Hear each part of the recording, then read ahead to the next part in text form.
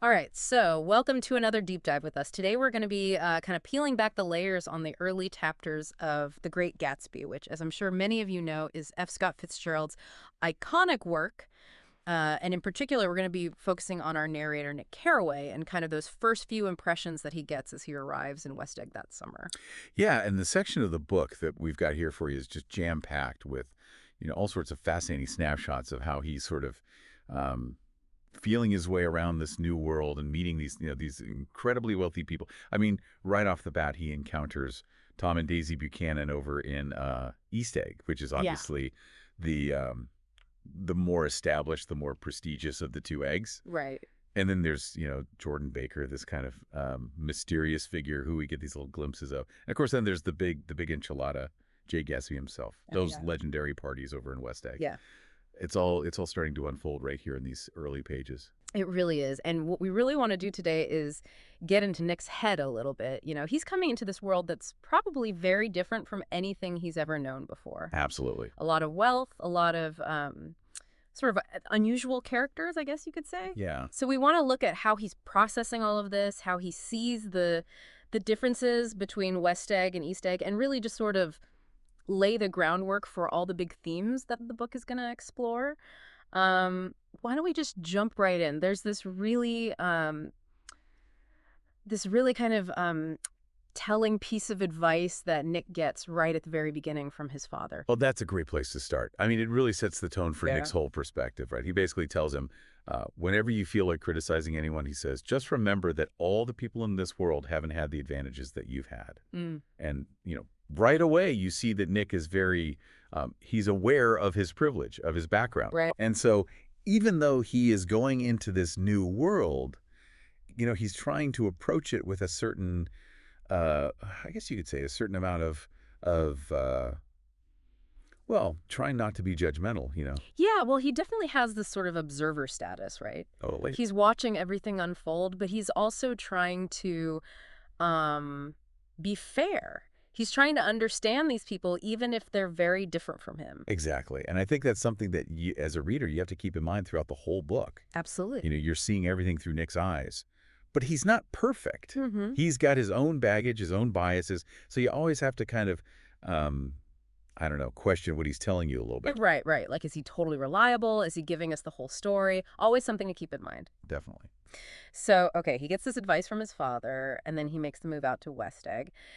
And it's interesting because, he talks about how he didn't actually want to live in the city. He was kind of Yeah. drawn to this idea of open spaces after the war. Yeah, he was really looking for a change of pace, right? He'd come from this place, with these wide lawns and friendly trees, as he describes it. Right. And he kind of liked this idea of a commuting town. Mm-hmm. He could still go into the city for work, but then he'd have this sort of, escape from all the hustle and bustle. Mm-hmm. A little bit of peace and quiet. But then he ends up in this, what does he call it? This weather-beaten cardboard bungalow. Yeah. Not exactly the grand estate you might picture when you think of, Long Island wealth. Yeah, that description always makes me chuckle. It's like, okay, so maybe not the most luxurious digs, but it's his. Yeah. And actually, that initial kind of isolation that he experiences there, I think is really important. Oh, how so? Well, it gives him a chance to kind of get his bearings, Mhm. right? He's alone with his thoughts. It's observing his surroundings.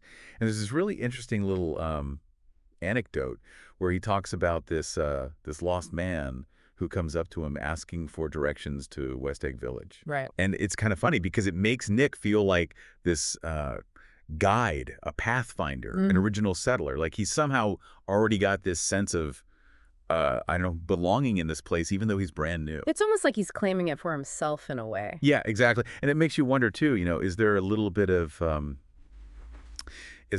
self-importance creeping in there? Like he's already feeling a bit superior to these other folks who are maybe a little bit lost in this new world of money and parties. Interesting. So it's not just about the physical move for him, it's also about how he sees himself in this new environment. Right. And he also talks about kind of wanting to improve himself to become this well-rounded man. He even mentions his literary past at Yale, almost like he's trying to recapture something from that time. Totally. I mean, this whole idea of identity and reinvention is a huge theme in the novel.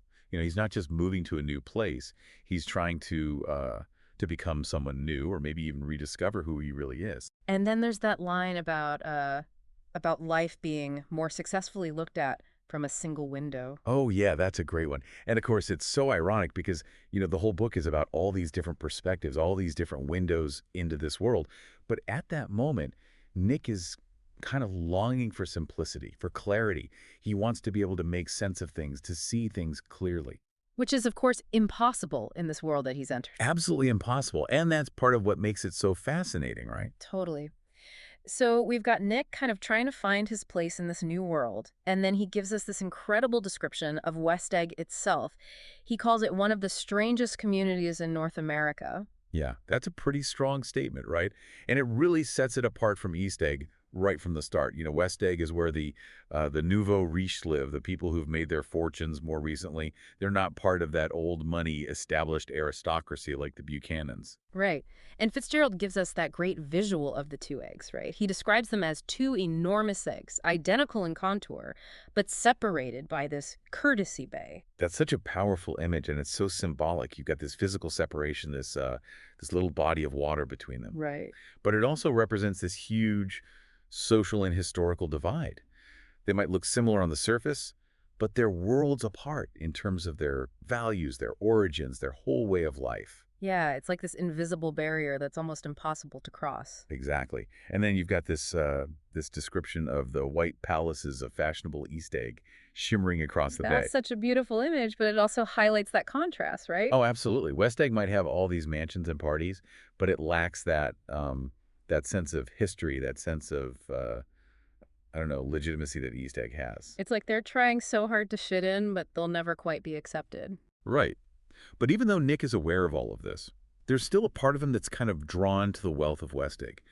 He even says that he finds it consoling to be surrounded by other millionaires, even if they're not quite as established as the folks in East Egg. It's like he's saying, well, at least I'm in the right neighborhood. Yeah, exactly. It's that whole idea of upward mobility, of being close to success, Yeah. even if it's not the most authentic kind of success. So then he gets invited to this dinner party at the Buchanan's place in East Egg. And this is where things really start to get interesting because, he's got this family connection to Daisy, and he knew Tom back in college. Yeah, this dinner is like his official entry into this whole other world, right? Yeah. And the way that Fitzgerald describes the Buchanan estate, it just screams old money. It's this cheerful red and white Georgian colonial mansion with this massive lawn that seems to go on forever. Right. And that architectural style, it's very deliberate, isn't it? It's all about tradition, history, a sense of lineage. Exactly. It's very different from the maybe a bit flashier, a bit more ostentatious architecture you might find in West Egg. This is all about understated elegance, about wealth that's been passed down through generations. It's a subtle detail, but it really adds to the whole atmosphere. And then there's Tom, who's clearly changed quite a bit since his Yale days. Nick describes him as this sturdy, straw-haired man of 30 with a rather hard mouth and a supercilious manner. Those two shining, arrogant eyes. It's almost like he's trying to intimidate people. Yeah, that physical description is doing a lot of work there. It's giving you this whole picture of someone who's powerful, who's used to getting his own way. And even though he's wearing riding clothes, which should suggest, leisure Yeah. and maybe even some vulnerability, it's clear that there's this real aggression lurking beneath the surface. Right. He's definitely not someone you want to mess with. Definitely not. And then there's this moment where Nick remembers, thinking back in college, that Tom kind of approved of me and wanted me to like him. Yeah. But now there's this harsh, defiant wistfulness that Nick picks up on. Like there's this insecurity, maybe even some sadness hiding under all that bluster. Interesting. So he's not just this one-dimensional bully. There's more going on there. Right. Fitzgerald's always giving you these little hints, these little cracks in the facade. Totally. And then, of course, Tom has to show off his nice place, which, as we find out, actually used to belong to an oil man. Mm. So even the symbol of old money has its roots in new money. It's another one of those little ironies that Fitzgerald throws in there. Even in East Egg, there's this history of striving, of people trying to climb the social ladder. And then we meet Jordan Baker, who's she's kind of this intriguing presence right from the start. Nick even mentions that he feels like he's seen her before somewhere. Yeah, Jordan's entrance is so perfectly crafted. She's just kind of lounging on this divan, like she's barely even there. And Fitzgerald gives you these really specific details about her appearance. She's slender, she's got this very erect posture, and these gray, sun-strained eyes that seem to have seen a lot. And then there's this mention of her wan, charming, discontented face, like she's bored with everything, like she's seen it all. Right, right. And that feeling that Nick has, like he's seen her before, it hints at um, her status, her fame, even though he can't quite place it at that moment. Exactly. It adds to her mystery.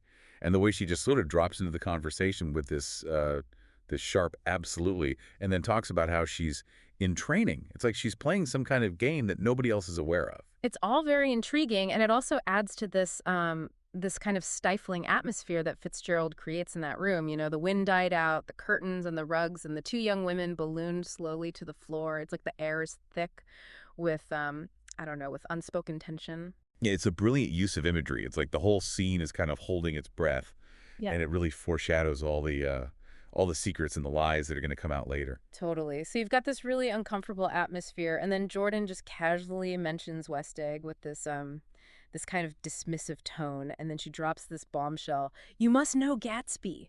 And Daisy's reaction is immediate. She's like, Gatsby? What? Gatsby? That moment is so electric. Right away you realize that Gatsby is a huge deal in this world, and there's obviously some history there, some connection between him and Daisy. Right, and you can just feel the tension in the room. Totally. And just as Nick is about to dig a little deeper, Tom swoops in and whisks him away for dinner. And I love how Nick then compares the hurried pace of evenings in West Egg to the sort of effortless ease of East Egg. Yeah, that's such a great observation. It's like West Egg is always trying to catch up, always trying to prove itself, while East Egg is just, they're just existing in their own little bubble. Exactly. And then, out of nowhere, Tom launches into this crazy rant about civilizations going to pieces. And he's obsessed with this book, Goddard's The Rise of the Colored Empires. His whole thing about Nordic superiority, it's just so disturbing and so ugly. It really is, and it shows you this really dark side to Tom, this deep-seated prejudice that's just simmering beneath the surface. Yeah, and it's not just him. It's like this whole undercurrent of racism that's present in the society. Right. And then Daisy just kind of agrees with him. She says, we've got to beat them down. And even though she says it with this unthoughtful sadness, it's still incredibly chilling. Yeah, that line always gets me. It's like she's so caught up in this world, so blinded by her privilege, that she doesn't even realize how awful what she's saying is. Or maybe she does, but she's just so used to going along with Tom that she doesn't even bother to fight it anymore. Right, right. It's like she's given up. Exactly. And then the conversation kind of awkwardly shifts to this anecdote about the butler's nose, and then Tom gets called away to take a message. And it's amazing how Daisy's whole demeanor changes as soon as he's gone. Oh, it's night and day. Her voice becomes glowing and singing. She tells Nick that he reminds her of a rose. It's like she's a completely different person. It's like she can finally breathe, right? Yeah. And it makes you wonder what their relationship is really like when nobody else is around. And then Jordan drops another bombshell, telling Nick that Tom has some woman in New York. Yeah, that's a big one. It just blows the whole facade of their perfect marriage right out of the water. And you start to see the cracks in Daisy's composure too. When Tom comes back, she's got this tense gaiety about her, and she keeps giving these quick, searching glances. It's like she's trying to figure out what he knows, what he suspects. And then she and Nick have that private conversation out on the porch, and she opens up to him about how unhappy she is, how she's become pretty cynical about everything. That scene is so important because you finally get a glimpse of the real Daisy, the woman beneath the pearls and the fancy dresses. And what she says about her daughter, it's just heartbreaking. Oh, that line about hoping she'll be a fool. That's the best thing a girl can be in this world, a beautiful little fool. It's so sad, and it says so much about the limited options that women had back then. Exactly. And Nick even picks up on the basic insincerity of some of her words. It's like she's putting on a show even when she's trying to be vulnerable. Right. It's like she can't even be honest with herself about how she really feels. And meanwhile, Jordan's just sitting there completely engrossed in the Saturday Evening Post, like none of this is even happening. Yeah, Jordan's detachment in that moment, it's really telling. It's like she's so used to the drama of this world that she's become totally numb to it. Or maybe she's just trying to protect herself. Right. It's like she's built up this wall around herself. And then Tom comes back. and he's immediately suspicious. He asks Daisy about their heart-to-heart talk and then gives Nick this warning not to believe everything you hear. Such a power play, right? He's trying to assert his control to make sure that Nick doesn't get too close to Daisy. And then Nick leaves, and he describes Tom and Daisy standing there in this cheerful square of light. But Nick himself is feeling anything but cheerful. He's depressed by a book, and he's starting to see the emptiness beneath the glamour of the Buchanan's world. That's a crucial turning point for Nick. He's starting to realize that money and status don't necessarily equal happiness. In fact, they can often mask a lot of pain and unhappiness. And then we get that incredible final image of Gatsby standing out in his yard, regarding the silver pepper of the stars. It's such a mysterious and evocative introduction to this character who's going to dominate the rest of the novel. That's one of my favorite moments in the whole book. It's like Gatsby is this romantic figure, this almost mythical presence. He's separate from the pettiness and the drama of the Buchanans and their world. He's got his own story, his own dreams, and you can just feel that Nick is already drawn to him, even though he doesn't know anything about him yet. Right, right. It's like a magnet. So, okay, we've covered a lot of ground here. What are some of the key takeaways that you think are important for listeners to keep in mind as they continue reading? I think the biggest thing is just to pay attention to the contrast between West Egg and East Egg. Right. Fitzgerald is constantly playing with those ideas uh, of new money versus old money, of striving versus complacency. And it's not just about the money itself. It's about the values, the lifestyles, the whole way of being that comes with it. Right. And then, of course, there's Nick himself. He's our narrator, so we see everything through his eyes. Right. But he's not perfect, and he's got his own biases. So you always have to be aware of that, and you have to kind of question what he's telling you. Absolutely. And I think the other big thing is that Fitzgerald is already setting up all these themes that are going to play out throughout the rest of the book.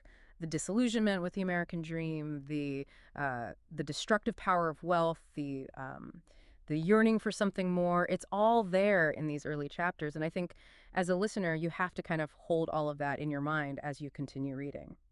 Yeah, and I think one really interesting question that you might want to think about is, how reliable is Nick as a narrator? We only get his side of the story, his perspective on these events. But what might we be missing? What might he be misinterpreting or maybe even deliberately leaving out? Yeah. Something to keep in mind as we move deeper into this world. That's a great question, and it's something that we can definitely explore further as we delve into the later chapters of the book. But for now, I think we've given our listeners a lot to chew on, so thanks for joining us for another deep dive, and we'll see you next time.